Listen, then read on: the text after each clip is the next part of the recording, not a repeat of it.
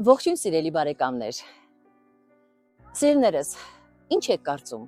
մարդ քանի ընկեր պետք է ունենա։ 3, դուք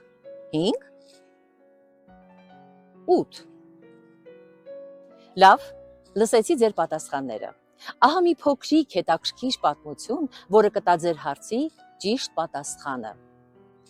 Մի անգամ մի մարդ գալիս է հայտնի իմաստունի մոտ եւ հարցնում. Ուսուցիչ, ցանկանում եմ իմանալ, թե որքան ընկեր պետք է ունենա մարդը։ Ես լսել եմ, որ ասում են՝ մի ունեցիր 100 արծաթ, այլ ունեցիր 100 ընկեր։ Ես քեզ կպատասխանեմ, ասում է ուսուցիչը։ Ավելի ճիշտ, դու ինքդ կստանաս քո հարցի պատասխանը։ Տեսնում ես այն բարձր խնձորենու ծառը։ Գնա եւ ինձ համար ամենաբարձր գագաթից մի խնձոր բեր։ Բայց այդ խնձորը իրականում շատ բարձր է։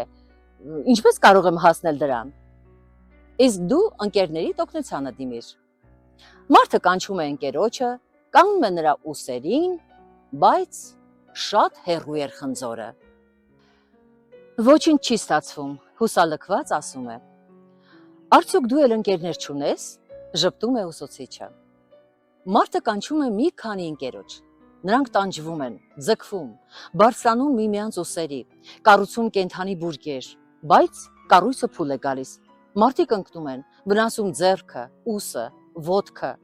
այդպես էլ չկարողանալով հասնել ամենաբարձրին։ Այս ամենը տեսնելով իմաստունը կանչում է այդ մարդուն իր մոտ եւ հարցնում. Հիմա դու հասկացար, թե մարդուն որքան ընկեր է անհրաժեշտ։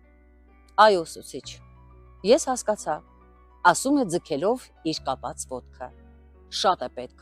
որպեսզի մենք միասին կարողանանք լուծել ցանկացած խնդիր։ Երևում է դա այդպես է։ Պետք է շատ ընկերներ ունենաս։ Կամ էլ պարզապես մեկ խելացի ընկեր, որը կհայտներ պայծառ մի միտք։ Աստիճանը բեր։ Այո, սիրելիներս, կարևորը ոչ թե ընկերների քանակն է,